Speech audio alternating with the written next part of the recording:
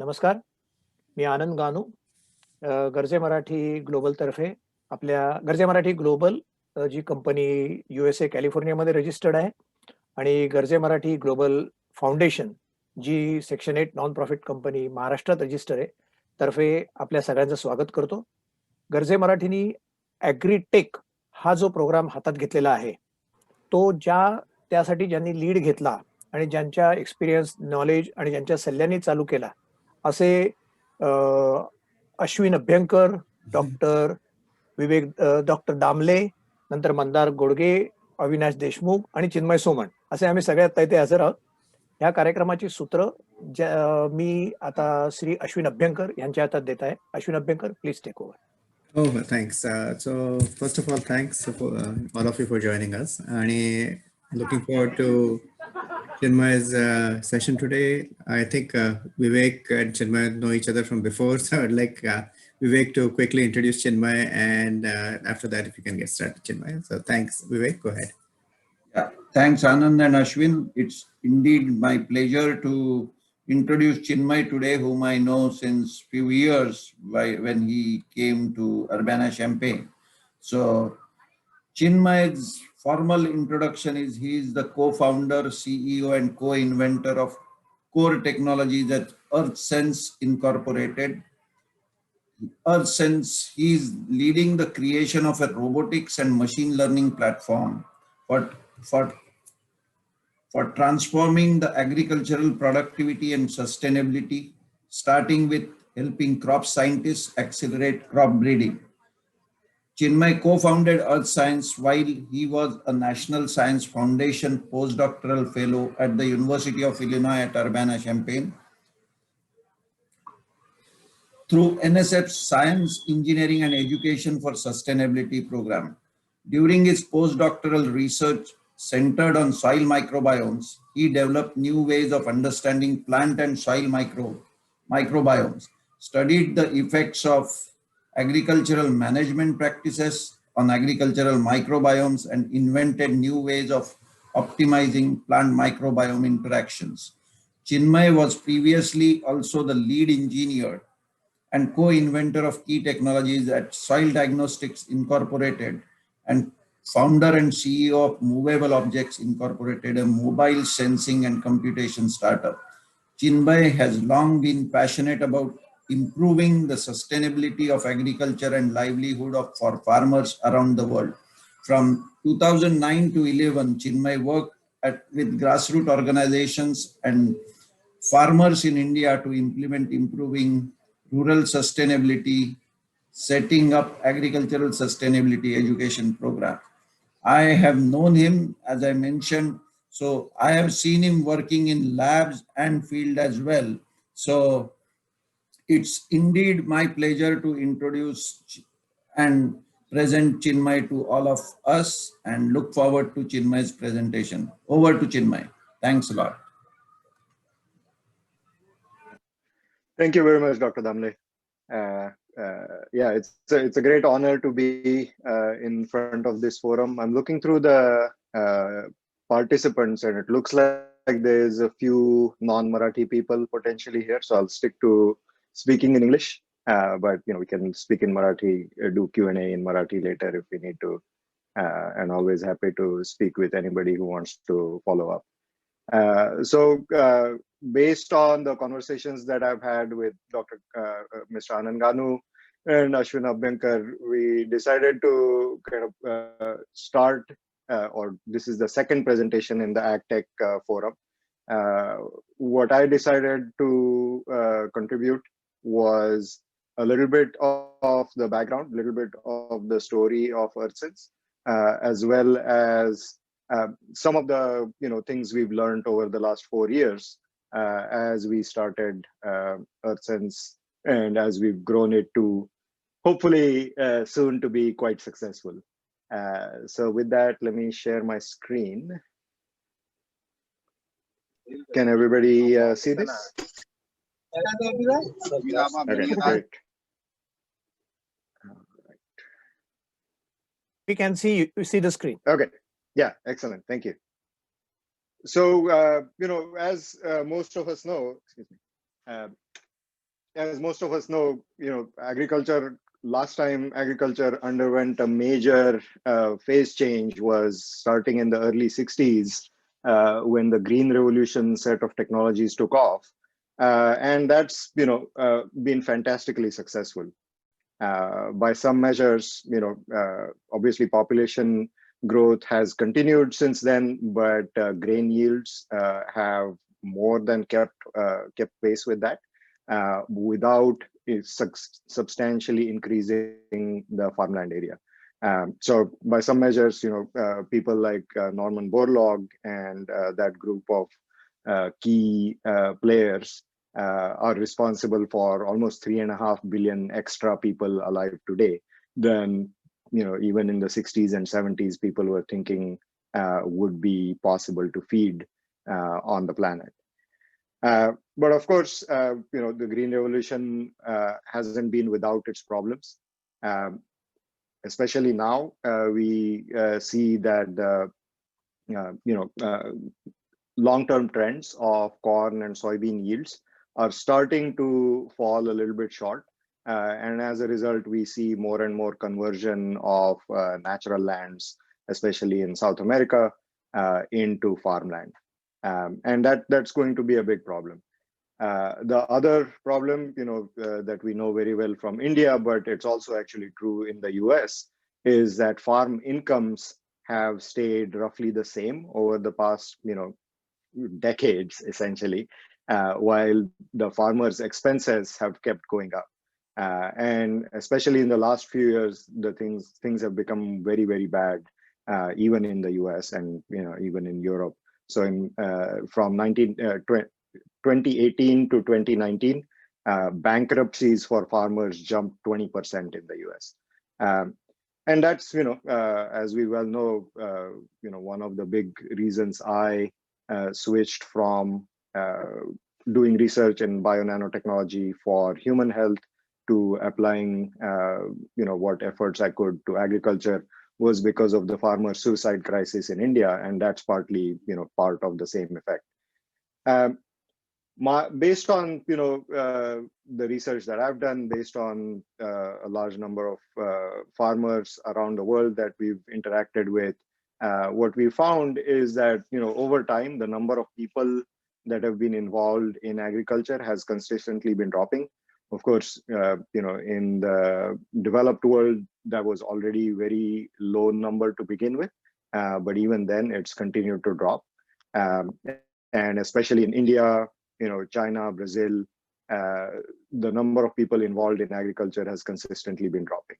And what we've replaced this human ingenuity with is these large-scale technologies that are really only capable of doing large-scale monoculture. So that has two main effects. One is that the technologies are extremely expensive relative to farmers have to keep up and keep making more and more capital investments, as well as ongoing investments, ongoing expenses. And then it has a number of really bad effects on soil, water quality, all of those kinds of things that I'm sure everybody's pretty well familiar with. At EarthSense, our vision is kind of taking it to the opposite side. How can we introduce more intelligence on the ground, real time on farms? So that's been our driving force. How do we create these intelligent robots that work together in small teams and affordable to farmers, and as well as create very sustainable agricultural systems, make them possible for small farmers in India, as well as large farmers in the US or elsewhere. And to that end, what we've done at EarthSense, in the background, really is develop this long-term platform. So we think of it as three main key technology pieces. One is autonomy. So similar to self-driving cars, we want the agricultural equipment to be, autonomous as well. The other part is quote unquote intelligence. So, ability to see the environment and figure out what's going on. And then the final piece is, the ability to do something about the problems that it sees. So to very quickly sort of give an overview, We use a wide variety of sensors in the EarthSense robots, our own autonomy algorithms, our own swarm algorithms where multiple robots can work together. And then we've started working with other providers where our robots and their equipment can start working together as a group. Similarly, for the intelligence piece, we use a number of different types of sensors. We have our own data processing stack, as well as machine learning, machine vision based data analysis. And then we've started integrating other sensors, as well as started working with partners where they can also create their own AI based apps that work with our robots. And then the final piece is some tools that we're developing for our next gen robots, so that the robots can go around and do specific tasks. So all the way from planting seeds, applying fertilizers, controlling weeds, a whole host of applications are possible. And similar to the other parts of the technology stack, we always think about how what we should do as EarthSense versus where we should partner with other people. So that's all fine in the abstract, but what have we actually done? The first market that we focused on is really the foundations of agriculture. The seeds that farmers buy, large seed companies. So in Maharashtra, of course, Myco is very famous. They've been at the forefront of creating new and improved seeds and delivering them to farmers. Similarly, around the world, there's Syngenta, BASF, what used to be Monsanto and is now Bayer, what used to be DuPont Pioneer, that's now, and Dow AgroScience, which is now Corteva. All of these companies create seeds and chemicals, and then there's a number of fertilizer companies as well. Together, these industrial providers sell about $100 billion worth of seeds, chemicals, and fertilizers to farmers worldwide. And to keep their products, ahead of the competition, as well as keep making them more sustainable, more productive, they spend a lot of money in ongoing product development. So about 10% of the revenue across the industry, or $10 billion a year. And out of that, over $2.5 billion a year is spent just on the field trial. So when the farmer buys, hybrid corn or cotton or soybean seed, it's gone through over a decade of breeding process to come to the farmer's hands. And that makes, that process is extremely inefficient because it's still, to a large extent, done by hand. These companies around the world, they plant 50 million plots a year.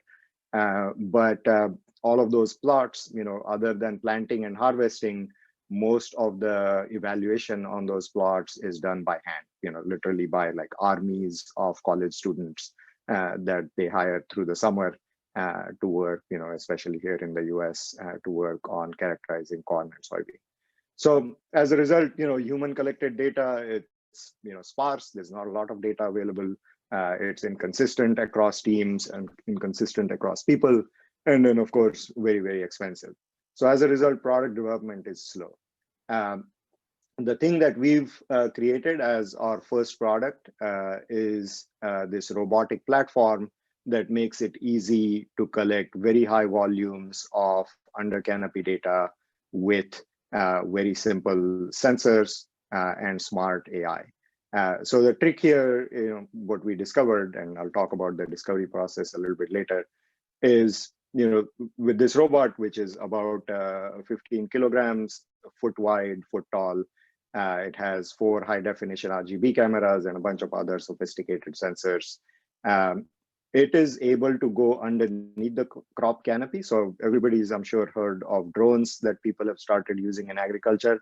But the big problem with drones is that they can't go underneath the crop canopy and measure important things like stem diameter. So, here we are in a cornfield where the robot's going through and looking, one of the cameras is recording the corn stems, and then our machine vision algorithms measure actually how wide the stem is, which is a very good marker of how good the plant is growing. And there's tens of these different traits that are only visible from underneath the canopy. And that's kind of what we focused on from the AI side. So essentially, we use the robot to collect this unique data that's not available with any other method. And then we use our AI to convert that data into highly useful plant phenotypic information, plant properties. And then, because we are going through the canopy, it opens up a bunch of other options as well. All of that data, there's a whole set of web software that converts that data into plant by plant or plot by plot plant intelligence. And then, the crop breeders, the plant scientists get to use that information very easily in their work on a very, very large scale. And that has a number of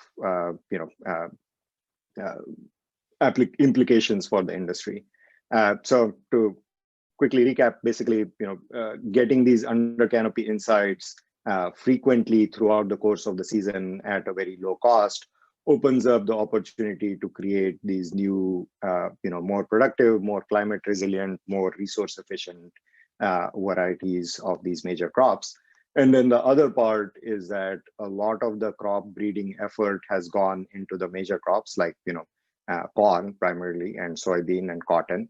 But because this process is very expensive, a number of other crops that are important around the world haven't really received that much of a breeding effort. So, we've gotten kind of skewed in terms of which crops feed the world. So that's kind of our starting point, sort of our secret plan for eventually becoming a giant company is that we start with this agricultural product development where our product, our customer doesn't care about the yield. We're not trying to maximize the yield or anything. We're just giving them the data that they need. And these are the large enterprise customers, and our product is essentially, the data. And that gets us started. But the next, similarly to these agricultural scientists, then large scale farmers also need this kind of data. So we are in trials with large scale oil palm plantations or citrus or tree nut plantations, where our robots again provide the kind of data that can't be gotten from the air. So as a result, there's a huge amount of manpower that goes into managing these large scale plantations just to figure out what's going on where. Yep, I'm getting an echo. And then finally, once we have these robots, as I touched upon earlier, the robots, as they're going around and becoming smarter and smarter about what's going on around them, we can also start giving them tools to do something about it. So things like cover cropping, things like taking care of weeds without using pesticides or herbicides, and a number of other possibilities. So that's kind of the long-term secret plan that we have. And then, of course, the core robotics and AI platform that we've developed has a number of other applications as well in other industry verticals.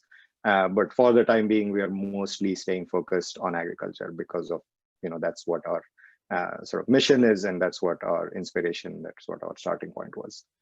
So that was a quick overview of EarthSense, and I'll touch upon a few other things towards the end. I'm happy to answer any questions also. But the main point of the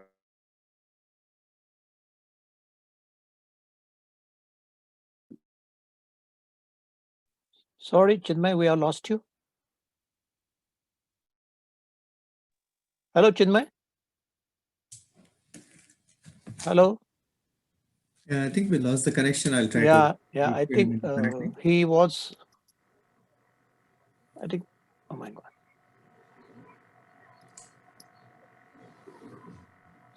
Maybe he was coming out of share screen and he lost himself.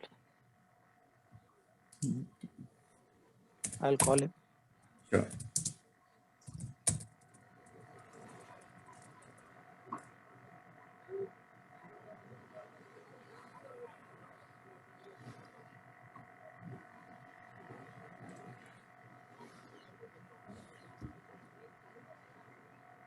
I'm calling him. Sure, sure. Chinmay, we have lost you. Hello? Oh my God. You have data? You have data? So come on the cell phone. Na? Agar is huh? So we can connect through cell phone. Ashwin will let you in. Yeah, connect through cell phone. Sure, sure, absolutely. He has internet problem. So I said, forget laptop, come on phone. Sure. Maybe he may not be able to share a slide, but that's okay. Yeah, he has shared most of it. So. Yeah. Thanks everybody for bearing with us. Just a minute.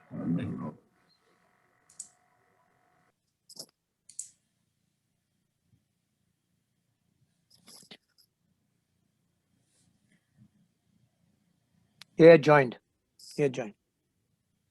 Yeah. Okay. Carry on. You have to unmute him. I am. Yeah. Chinmay, carry on. Thanks. Yeah. Okay, Chinmay. Yeah. Looks like it's back on. Sorry about that. Looks like there was some trouble with the internet connection. Excuse me. And let's see. Start to share again. I think I'm a participant again. Here you have to make him host. New device. A co-host. Yeah. Okay, let me see if I can locate you. Chinmay Soman, CEO at Sense. I do see that, and I'm just trying to see how I can make you. I can make him co-host. Can I make him co-host? Sure, give it a try because I did it. Okay. All right. Yep. Yeah. Right.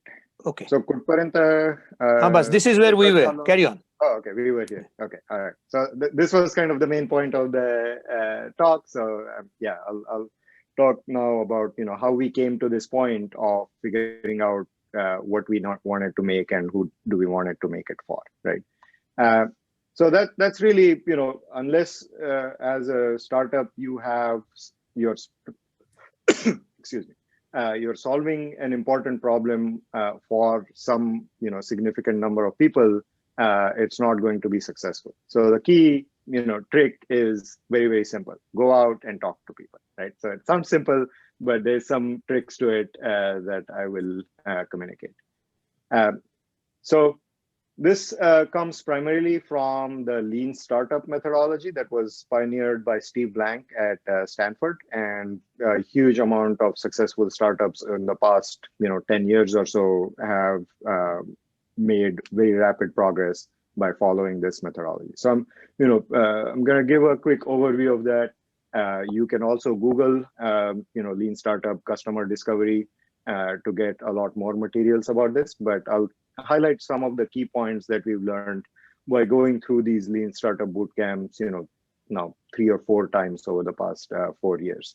One of the most important things that's kind of counterintuitive as a startup or as a sort of problem solver is the point of going out and talking to people is not to say, hey, here's my solution, how much are you willing to pay for it? Or here's my solution, do you want to buy it, right? Where the big issue with doing that is, you put the person you're speaking with, you put them in a sort of narrow view to say, okay, I'm evaluating this solution, whether it works or not, right? And then you're also putting pressure on people, and that kind of limits the freeness with which they will speak with you. So that's kind of, counterintuitively, as a startup, you want to, start creating some products, start selling it. But the way to successfully do it is, rather than, as a first step, going out and selling something, what you really want to be doing is figuring out.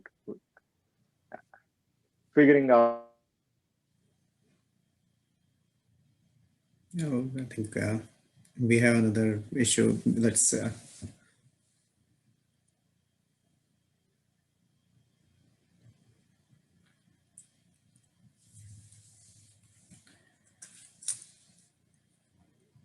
Anand, would you be able to make a quick call and see if Chinmay is able to rejoin?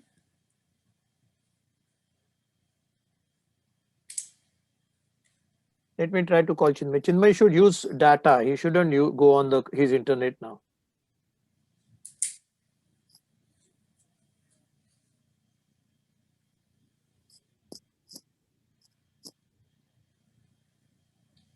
Chinmay, use data, man. You have problem. Use exclusively data. Yeah, no. Don't take a chance. Don't take that chance. Take that chance. Yeah. Okay. See, as Chinmay joining in again, I will sort of say why we are doing this. This is the real life stories, life stories. Ultimately, we are going to get connected with young entrepreneurs, startup entrepreneurs. So for them, these life experiences, the real life stories are very useful. Means how he has managed to raise funds, how he has from ideation level to actual implementation, and he has raised, if I'm allowed to mention, it's open book, millions of dollars, and so this sort of a approach, business approach, is what we are going to teach through these seminars. And ultimately, when Ashwin and Dr. Vivek Damle are going to conduct workshops, that time those who come there to learn are going to find these webinars as something of great value. That is why we are going to have a series of 4 webinars before we actually go for the workshops. Am I right, Ashwin? Very true. Yeah. And I think before I just switch it over to Chinmay, to add to what Anand said, is we are hoping that when we get some of you to join us in the workshops, you would have had some kind of an idea which you want to progress, and we can help you more with the business model, structuring of it, and going forward. And there's another CXO forum which we are thinking, where more established startups can get involved with peer learning experience. And we can speak a little bit more about it later. But now I think Chinmay is back, so I'll hand it over. Yeah, to Chinmay. please. Chinmay, you're welcome to start. Yeah, sorry about that. Yeah, I tried switching to data, that didn't work either. So hopefully, yeah, I think for some reason there's some internet issues here. And, All right. You are Yeah, in United States, isn't it? Share. I know, right? You'd think they would Yeah. have pretty solid connection. Yeah, we teach people how to operate these things. Exactly. Right. Yeah. No, usually, I mean, we've been doing Zoom calls for. It's okay. Yeah. Things Anyway. happen. Yeah. Yeah. So anyway, so not to belabor the point, but basically the objective is to find out quickly and thoroughly and confidently who the people are that and what are what is their biggest problems, right? And to get to sort of some arbitrary level of confidence, you want to target speaking with at least 100 people over the course of a couple of months. So that's the basics of what the customer discovery methodology is. Don't try to push a solution to people.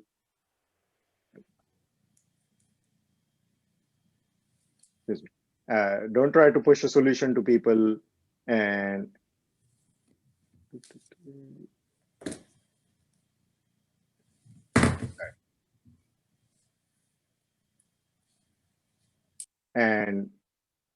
really find out exactly what's going on. So the other part of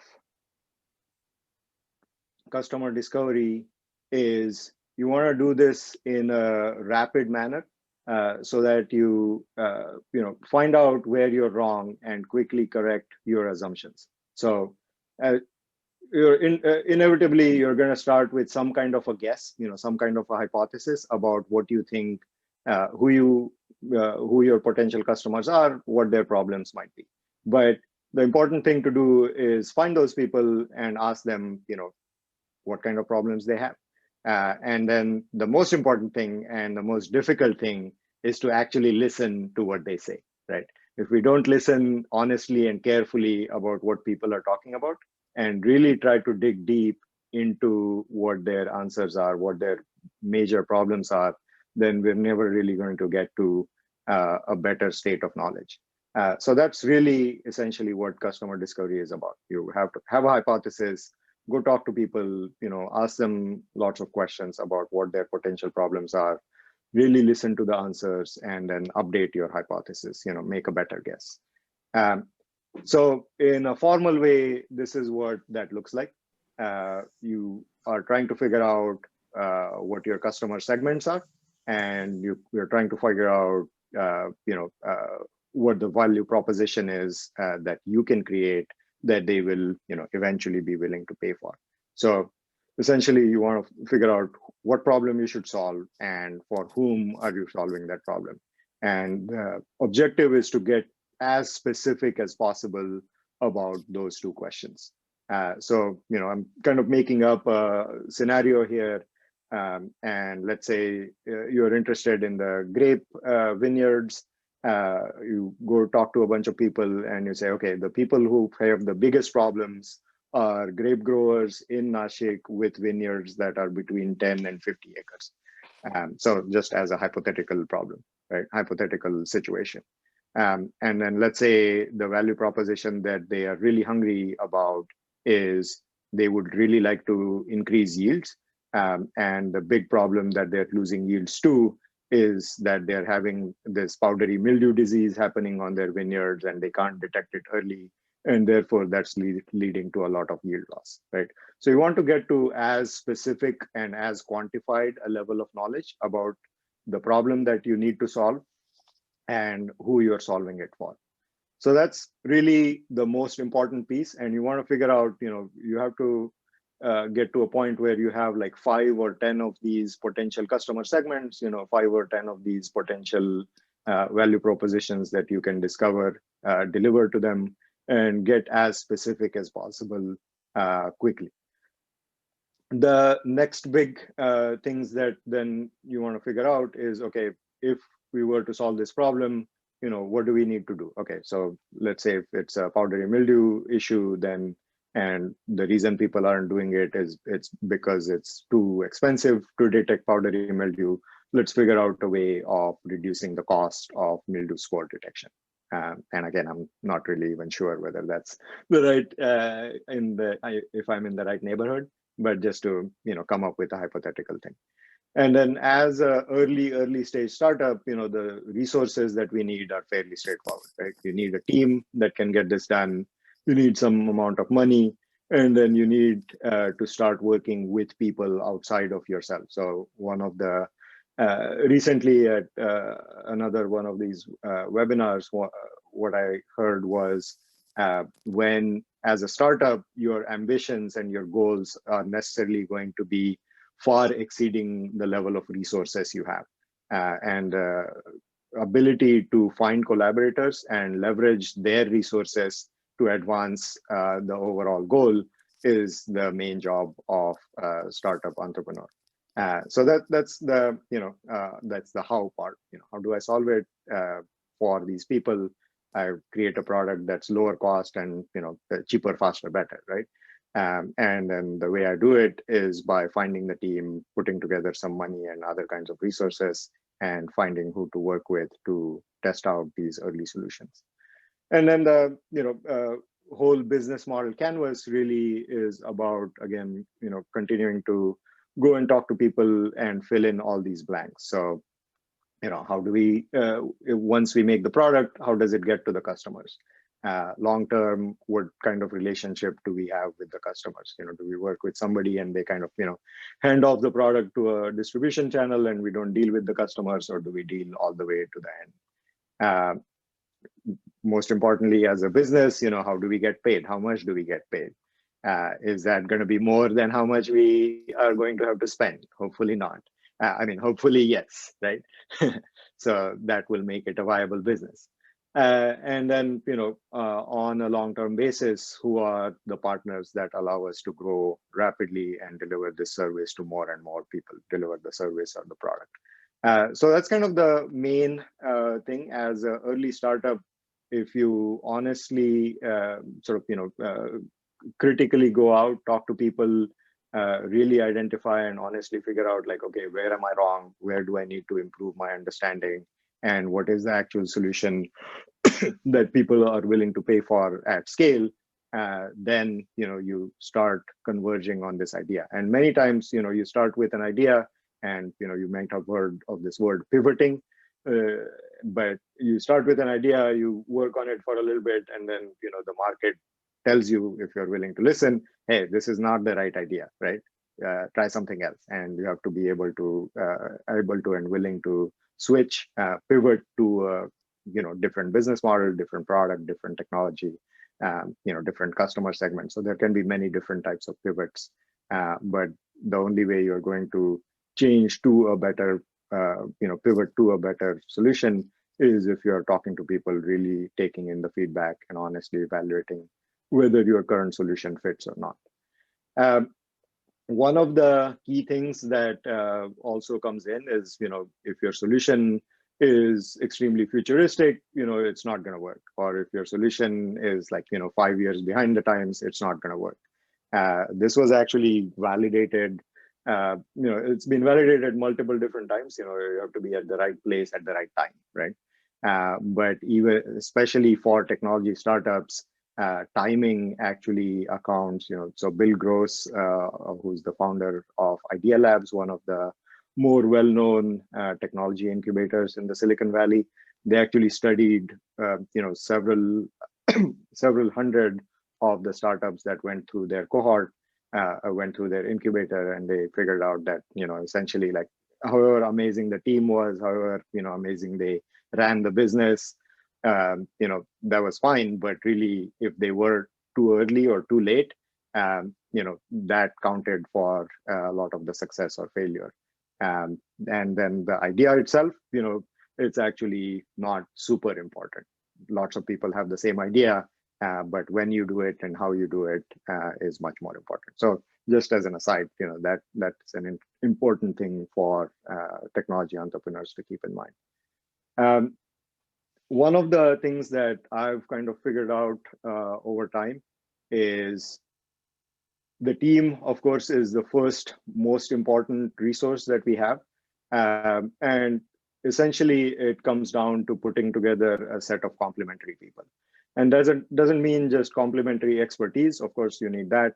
You need complementary set of experiences, but really complementary attitudes matters the most. If everybody is thinking in the same style, in the same way, you're not going to identify your own blind spots. So as a team, you have to be able to find your blind spots, figure out where the holes in your knowledge are, and identify how to fight against them. So what we've been lucky to do at EarthSense, Girish and I go way back. We've been friends since 5th grade in school, but we can intentionally take sort of opposing positions on any given issue, and then kind of systematically sort of argue or debate about the things.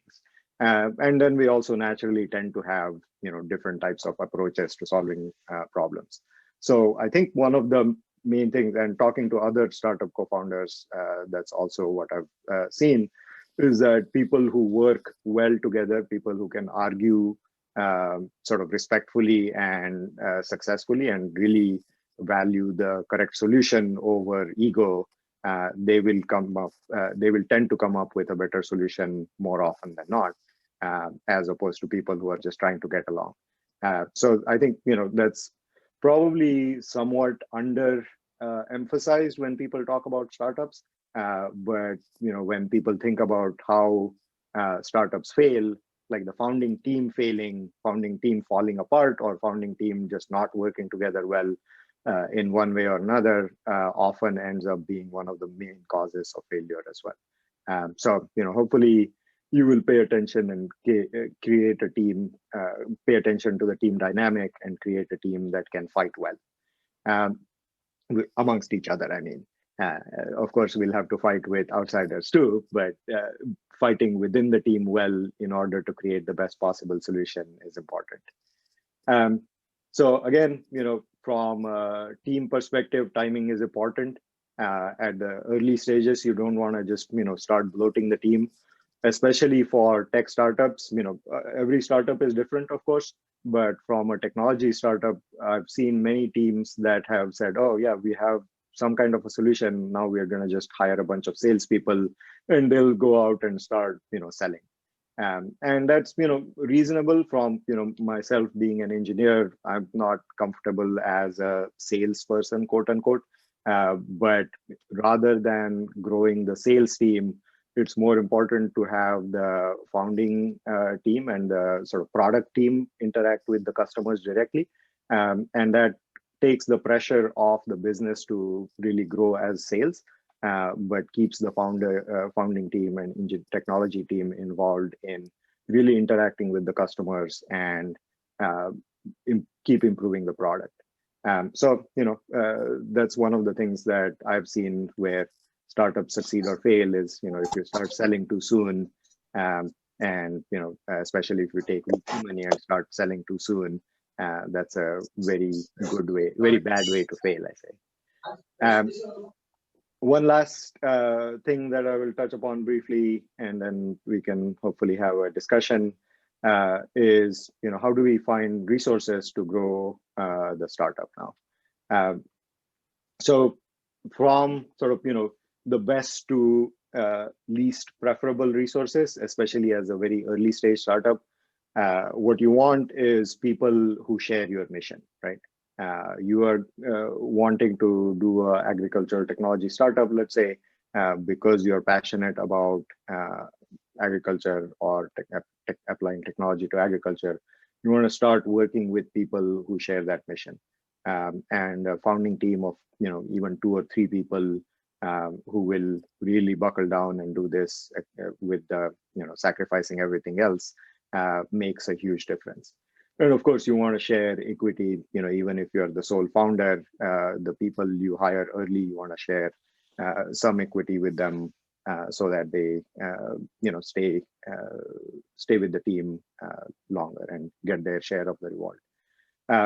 The next best source of resources is contrary to everything I've said before, is money from customers. Because once you get to a stage where you've identified a solid problem, started creating a prototype, started creating a functional prototype, you do want to start selling.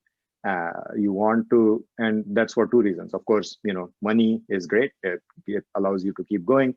But once you find somebody who's willing to pay you, that is amazing product validation, right? Nobody's going to pay for something that they don't need. So the money from customers serves 2 purposes. And the more important one is validation of the product market fit.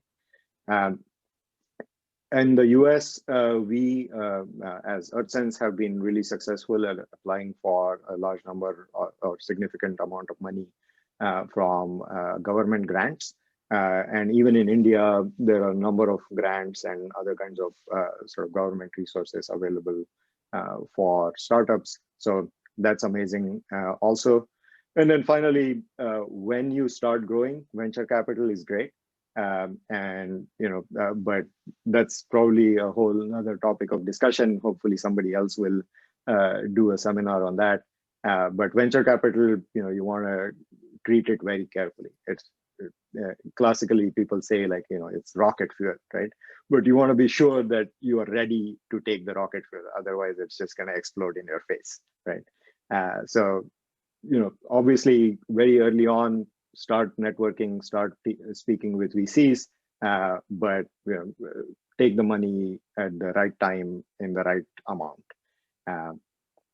So that's really a quick sort of blitz through what we've learned over the past 4 or 5 years. Really happy to continue this conversation.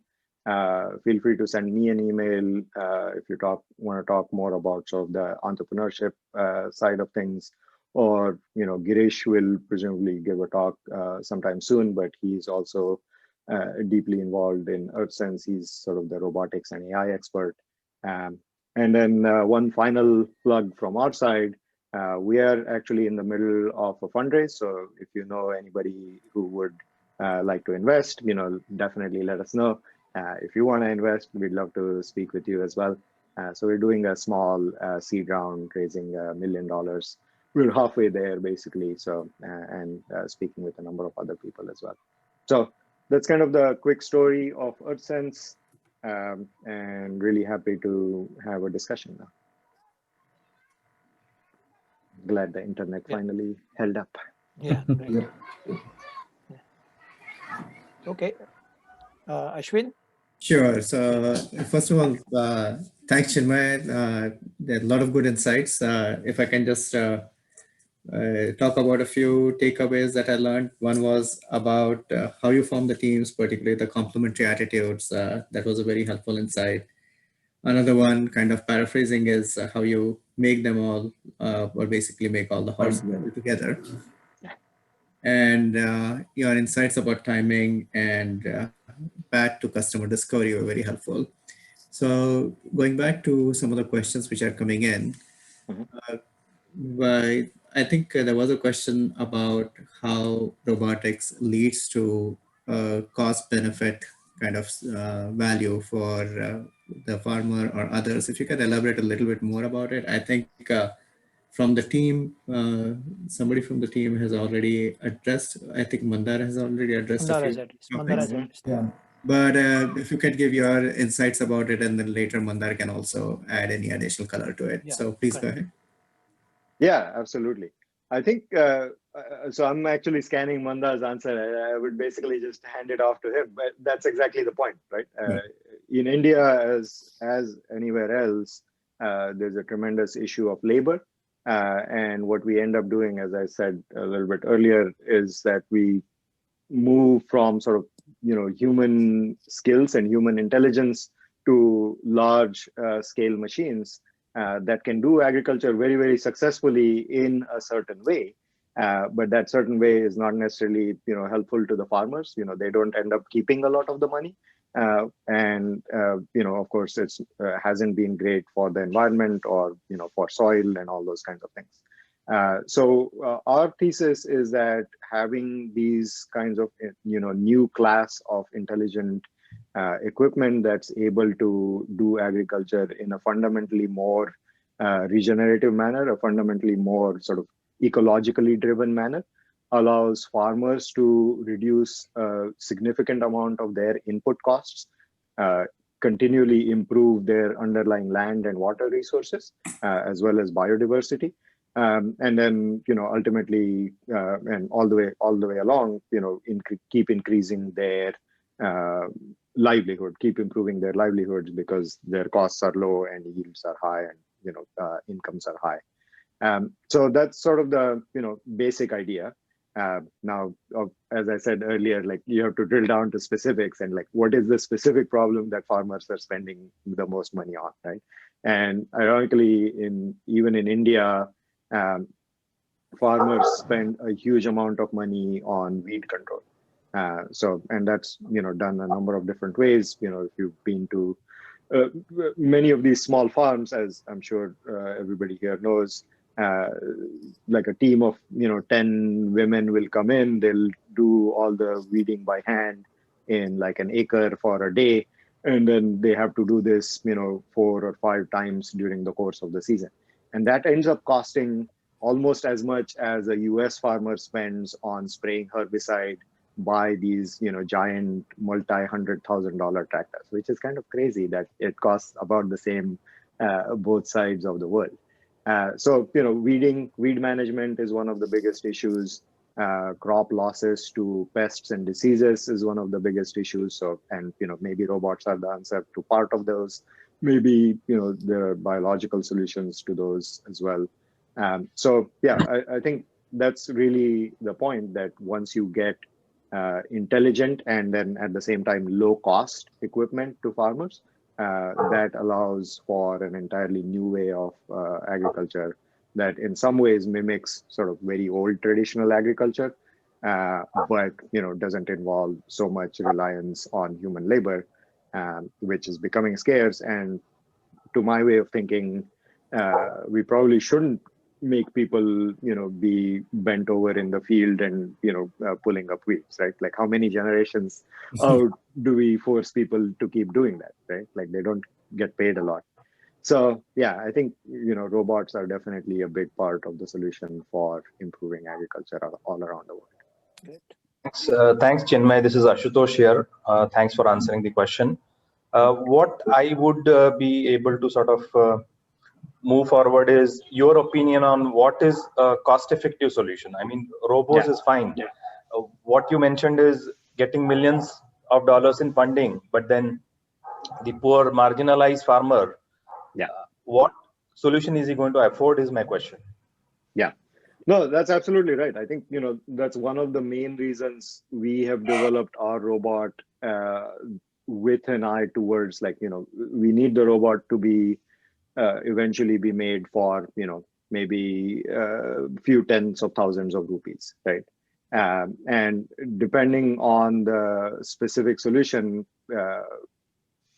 everything that goes in a robot, essentially is nothing too much more complicated than like an Android phone, right? So all of the electronics, all of the sensors, when we manufacture them at scale, they don't need to cost that much more, right?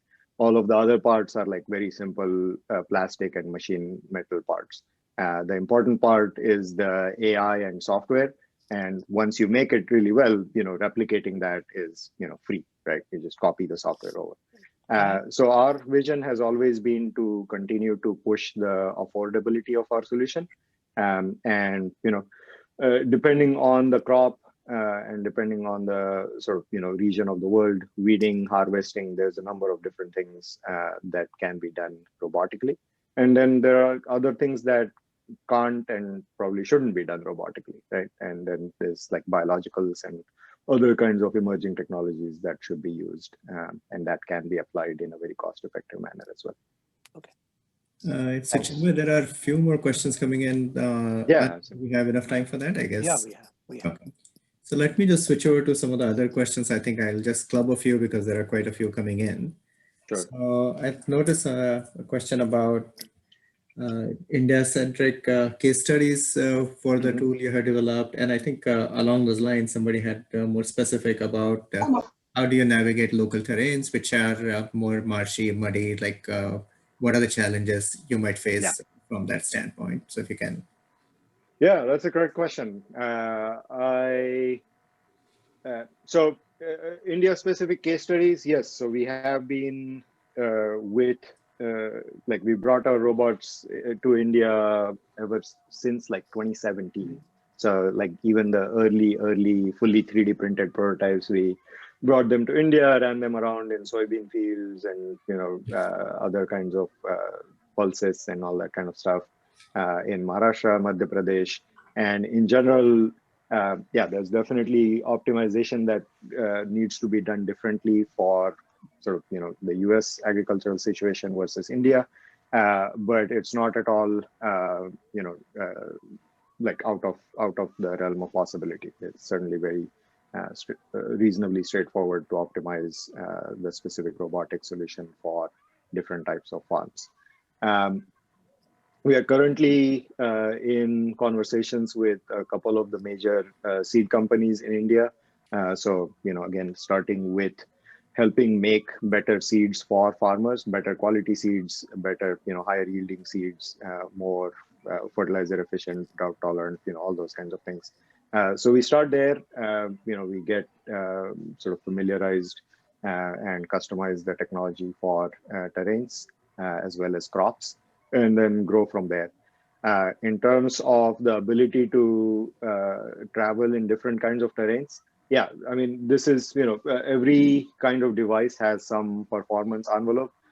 I'm sure we've all seen even like large tractors get stuck in the mud, right? So there are situations where the robot should not be put into the field. And right now, because we're in a limited like crop breeding kind of situation, we can tell the crop scientist, hey, don't take the robot into the field if you're not going to be able to walk in the field yourself. If it's too muddy for the people, it's too muddy for the robots. Over time, because the robots, as they become more and more intelligent, they can receive weather data themselves. In some situations, they can actually be deployed, or we envision that they will be deployed on the field, and they will learn from weather data and from their own like historical learning on the field about, okay, if it's going to be raining today, I need to wait 2 days before this field dries out, and that southwest corner of the field especially stays particularly muddy for 3 days afterwards, right? So those are some of the things that we have to solve, not just like brute force through hardware, but also take into account sort of the learning ability of this new type of software that we're developing. So similar to how a person would solve this problem, right? See, Can I? Sure, go Yeah. ahead. See, we are actually operating India-centric. So many times I feel that if we talk about very high technology things, our farmers or our youngsters are going to go away from it. I remember as a child, I'm not a biotechnologist or I'm not a farmer or anything. But when the Green Revolution came, we were sort of trying to bring in India. People were talking about big things. And then somebody suggested a simple thing like instead of having the plow, nangar, from wooden, make it of metal. That is where Kirloskar came into picture, and the scenario changed. So what, as our group also, what we should concentrate on the simple solutions that we should offer to this thing. Right now, in our conversation, in our meeting, there are a lot of faculty members. There are people from agriculture institutions. So that's a good thing because I would like to get their feedback. I would talk with them one-to-one after the meeting. So this is one thing I wanted to tell, because people should not feel inhibited because of high technology. That is what I think we should be able to offer. Can I come in here, Anand? Yeah, Because please. this is precisely the one point that you mentioned is very interesting in terms of agriculture being made cool, and the new generation or the young generation are looking forward to such things, and that is going to help. So means Earth Sense as one example, but there are very many other technologies and companies, and that I have seen personally myself that people at young age are showing interest in getting into, means being at the early age of a individual becoming an entrepreneur. Means I have a couple of companies where I am mentoring. People have not even graduated, but have started connecting farmers to market. So in whichever shape and form the technology comes, the young generation is looking forward to Beautiful. making it agriculture a cool thing, and we should encourage that. Yeah, of course. Yeah. What you are actually the authority. You are on the field. You are connected to them. So your word is definitely important. I was just an outsider view. Yeah. Uh, And Ashwin? I mean, even from a farmer perspective, farmers are like the young generation of farmers. They're very, very, comfortable with using Tech advanced savvy, technology. yeah. Yeah, I mean, because these are all people that are using smartphones, right? And controlling the robot with the tablet is no different. Like when we were visiting, like 2017 in Madhya Pradesh, they saw us driving this robot around. They're like, oh, what's going on? Like everybody gathered. These are people that had maybe barely graduated high school, maybe not. And they're like, oh, can I try? They saw us using the tablet and driving the robot around, and they were driving it around in like, no time at all. So I think, we shouldn't underestimate the ability of farmers to adopt these new technologies either. Sorry. Nice. Ashwin? So I'm just going to jump in and say that we are close to the top of the hour, but there are quite a few questions. So what I'm going to do is there are a few ones which I will later on share with you, and then we can take it offline. There are a few, I think, if you have a couple minutes, that might be helpful for the audiences. What about? I'm happy to continue. Yeah, sure. It's about the mission which you are looking at. And in terms of that, do you see other startups playing into the same kind of mission? And if so, how would your rollout plans either be impacted or not with that? So I think with that, we can close it. Yeah, sure. I will just want to add, Chinmay, that we can take it offline, but since you mentioned the funding and all that, let's catch up. Certainly. Thank you. Yes, I think, there are a number of, so in the US, I know there's a fairly large number of agricultural robotics startups. Most of them, if not almost all of them, seem to be focusing on the specialty crops. So, especially like orchards, vineyards, those kinds of situations. There's like, 5 strawberry harvesting startups. I just spoke to another one yesterday. I was like, you know about the other 5, right? So a lot of people seem to be focusing on those very high-end specialty crops. And in some ways that's good because, that's kind of where the technology is. We are kind of following the same path, as the technology is early and the costs are high, you want to find the potential customers that are willing to pay that price, as well as willing to take that solution that might not be fully mature, right? So in our case, the high-end customer is the large seed company. So this is similar to sort of, later on I discovered that Tesla had published this post called the Tesla Motors Secret Master Plan, right? First make the very expensive sports car, while the technology is not mature, it's expensive, sell it to the rich Hollywood celebrity people, and then, take that money, reinvest, and keep bringing the cost of the product down, as well as keep making the product better and better. But the ultimate vision is to keep, to make the mass market electric car. So we're kind of in parallel following the same playbook, finding the early customers that really badly need this product or really can benefit a lot from this product and are willing to pay. And then we are reinvesting as, all of that learning and all of those resources back into a product to where we can, make a robot and sell it to farmers in India for, I don't know, $500, right? And that's certainly possible. Like at economies of scale, none of this, none of the robotics technologies, hardware that we've developed needs to be any more expensive than that. In terms of the India situation, there seem to be a lot of agtech startups in India that are centered around sort of this market play, connecting farmers to the buyers, or bringing bringing inputs to farmers at lower cost, cutting out the middleman, right?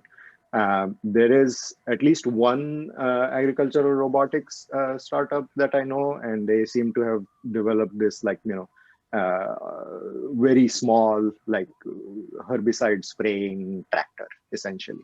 But I'm sure, there's lots and lots and lots of smart people in India, and many people are interested in agriculture and sustainability. So I'm sure there will be more, and hopefully some of the audience from this webinar will start your own too. So with that, Ashwin, can we? Yeah. See, next, I think somebody else. Ashwin, mute. Okay, I will have to mute. So, as Anand was saying, first of all, thanks, Chinmay, for helping us understand this complex topic of how robotics and the high tech can be more easy for farmers to adopt, and the benefits it will drive. As I said, there are quite a few questions coming up. For those of you who we were not able to help you with your questions, please email those to anand@garjemarathi@gmail.com. And we will have Chinmay's help and others to address those for you offline. So with that, I will give it back to Anand for a minute. Thanks. First of all, I thank everybody. I thank all faculty members and college professors and head of the departments who have joined. And of course, I thank everybody else also. I would like to announce next week's program. Next week, Dr. Mandar Godge from Singapore. There is a little change of schedule actually. Mandar Godge from Singapore is he's a research scientist from Singapore. He is going to give a lecture on urban farming and controlled environment agriculture. So that is a very interesting topic. He himself is considered as an authority in that field. With that, I thank everybody for joining. There were some technical problems, but you all were bearing with us, and I thank you for that also. Chinmay, thanks for sharing your experience as well as views. Wishing you all the best for your enterprise. And with that, I take permission to end the meeting. Thank you. Thank you, Anu sir. Thank you so much. Dr. Uday Bodhankar, thank you very much. Thank you, Chinmay. It was mind-blowing to listen. Thank you, Ashwin. I know I am a doctor, but it was really eye-opener for us to know use of robotic in farming. Let us hope that India adopt this under the leadership of Prime Minister Narendra Modi. I think we will do it. As our Ganu sir said, Kirloskar did it, I think way back 3-4 decades. We will do it. Thank you. Okay. Thanks a lot. I'm ending meeting for all. The recording is available. Bye-bye.